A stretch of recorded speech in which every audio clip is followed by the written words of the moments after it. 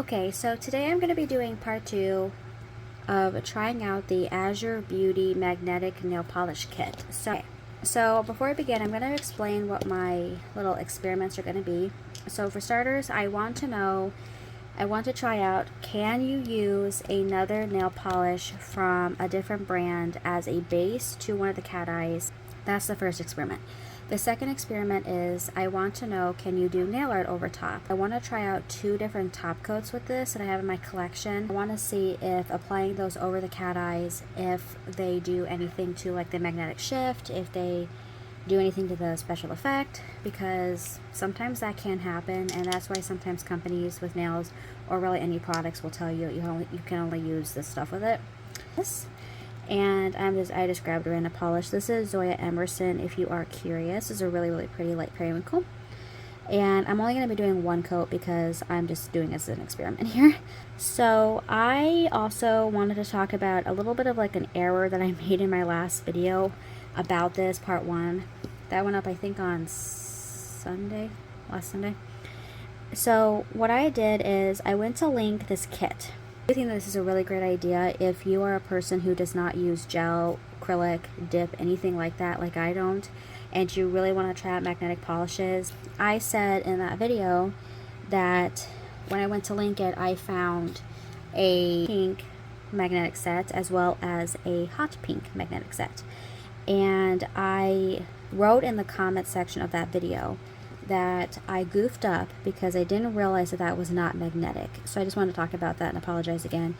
I was really bummed when I found that one out, and I figured that if you're a person that wanted to try out more colors, you know, you'd probably be bummed too. So we're just gonna say that. Okay. I will say though that this is a really pretty like rose gold one, which I love rose gold. It is one of my all-time favorite like pinks, just because it's so pretty. Especially when you pair it with like crystals, it is really gorgeous. Okay, so this is the first coat, and I am going to be doing 2 coats of this. Now, I'm also on this nail. This is going to be the nail that I'm experimenting with the nail polish as the base, but I'm also going to be doing some stamping on top of this nail too, because I wanted to see if you could do that. I wanted the other 2 nails to be the top coat experiments, but I'm also on the one with the stamping. I'm actually going to try and see what happens when you put the top coat from this kit over the stamping. I'll layer here, and then I'm going to go ahead and talk about the drying time, because I do feel like there are a little bit of tips here for the drying time that I wanted to share.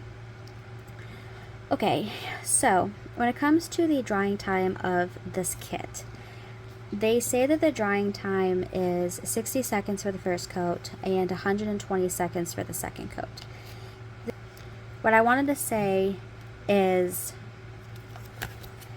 I don't think that the drying time that they indicate on this is 100% accurate. I like share this little story here just to talk about why I don't believe that, because my grandmother, when I showed her these, she wanted them on her nails. Did it, we followed the instructions, we used the polishes from the kit, including the top coat, and polishes, they seem to not dry in the time frame that was indicated on the directions. And so we waited a little bit longer, and then we did everything like the instructions said to do. And when we went to put the top coat on, the top coat dried decently quickly, like surface wise. I don't think underneath wise it dried decently quickly. And her nails looked like gel. And my grandmother's had gel nails on in the past. She can't wear them, which is why we always try to find alternatives for her. And she told me that the surface of the polish, once it was dry, felt like gel. However, even up to an hour later, she was able to dent her nails. And that was a bummer, because that's not what you're supposed to do with this. So, in my personal opinion, I don't think that you should wait 60 seconds for the first layer and then 2 minutes for the second layer. I honestly would recommend waiting maybe 5 minutes per coat before you put the top coat on, just to prevent the denting. But that's just my personal opinion. I'm just going to use one of my all-time favorite plates of all time. This swirl plate, I got this a few months ago. So far I'm seeing that you can totally do stamping on this, and I think that'll be really fun for the fall. So I'm going to go ahead and actually use the top coat that comes in the kit here to top coat this with the stamping, because I wanted to see if you could do that over stamping, if that makes sense.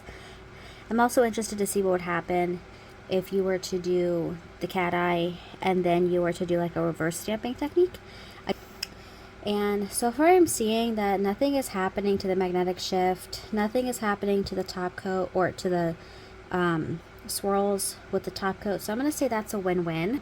So for one of the nails, I'm going to be using the Hello Manology Smudge Free Top Coat. Sometimes specialty polishes or special effects polishes, they have to have a specific top coat, and they'll tell you that. They'll be like, this is why you have to have this top coat. So I'm just going to let that sit here for a second. And then for this one here, I'm going to be using my all-time favorite fast drying top coat, which is the Essie Good to Go. This is my top coat that I use pretty much all the time. It's my like holy grail, as they say.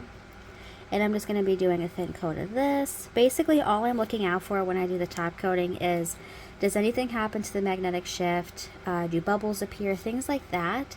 So far I'm not seeing anything with these two, which is really, really nice. I definitely would say that you can 100% do like nail art. You can do other top coats, potentially. Like I said about the top coat that comes in this container, I'm not going to say anything bad about it, because I think it's a really, I do think the top coat is a nice consistency. But I would definitely recommend when it comes to drying time to make sure that you are allowing the polish to dry longer than what they say in the instructions, just so you don't have to worry about it denting.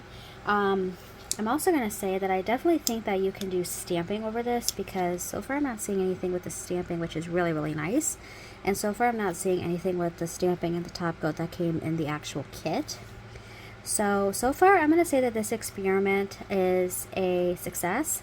So I'm going to end the video here. I'm really happy I tried these experiments, and I will have this kit as well as the products that I used outside of the kit linked below. And if you're interested in seeing part 1 of this video, I have it under my nail art experiments playlist. And that is it.